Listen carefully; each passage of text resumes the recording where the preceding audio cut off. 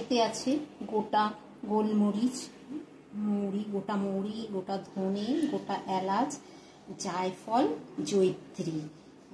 এগুলোকে একটু রোস্ট করে নিয়েছি, এটাকে গুঁড়ো করে নিই। তার মধ্যে কাজু বাদাম আর চিনে বাদাম ভাজা রোস্ট করা আছে, দিয়ে একসাথে, আর এই কাঁচা লঙ্কা দিয়ে এটাকে পেস্ট করে নেব। 70% মশলাটা গুঁড়ো করতে হবে। দিলাম, এবার কড়াইতে ঘি গরম করে আমি তৈরি করছি চিকেন মহারানি। বানাতে লাগছে, মশলা তো ভেজে গুঁড়ো করে পেস্ট করে নিয়েছি। এর মধ্যে চিকেনের মধ্যে টক দই 100 গ্রাম মতন টক দই নিয়েছি, আদা রসুন পেস্ট,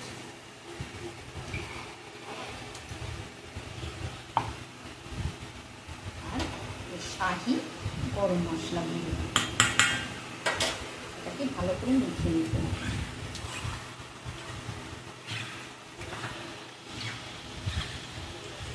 তেল আর ঘি গরম করে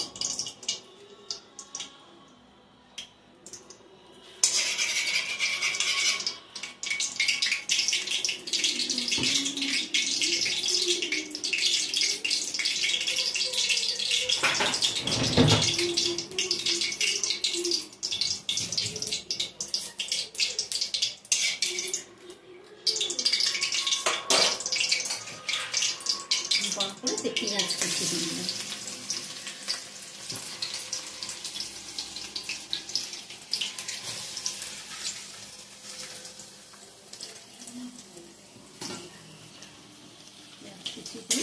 পেঁয়াজ কুচিটা ভাজা ভাজা করে দিতে হবে ভালো করে। ভেজে নিয়েছি, ভেজে নিয়ে ম্যারিনেট করা চিকেনটা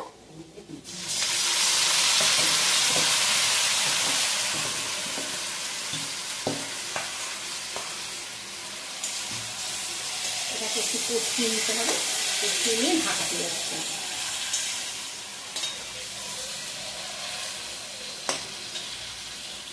কষিয়ে নিয়ে এবার একটু জল দিতে হবে, জল দিয়ে ঢাকা দেওয়া।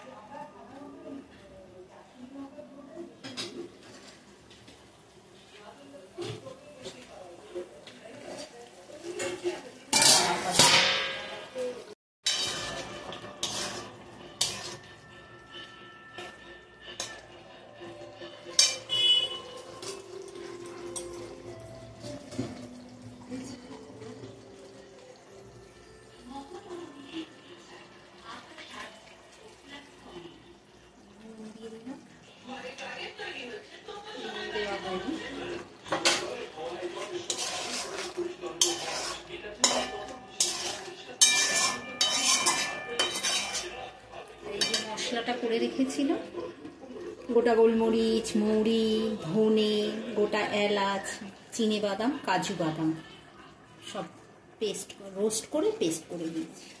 আর এর মধ্যে কাঁচা লঙ্কা বাটা আছে।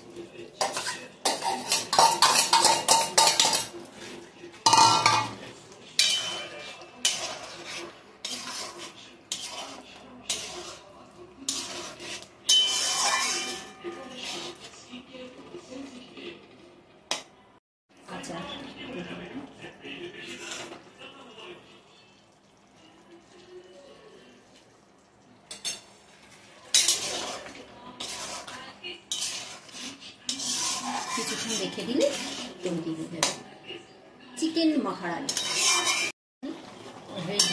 এবার এটাকে নামিয়ে ফেলবো।